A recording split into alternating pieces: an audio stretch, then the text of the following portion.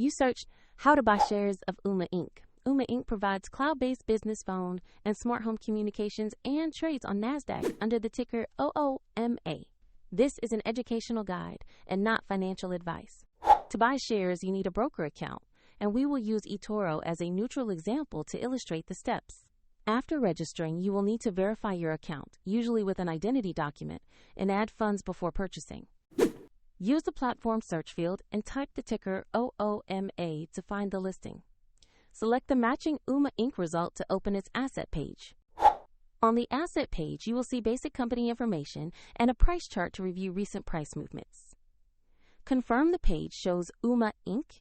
and the OOMA ticker before continuing. To invest, click the Buy button.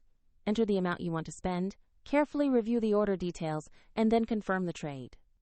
If the market is closed, the order may execute when it reopens, and if you lack sufficient funds, the platform will prompt you to add money before confirming. After execution, your position will appear in the portfolio view where you can monitor it. Check the link in the description for the eToro page used in this example.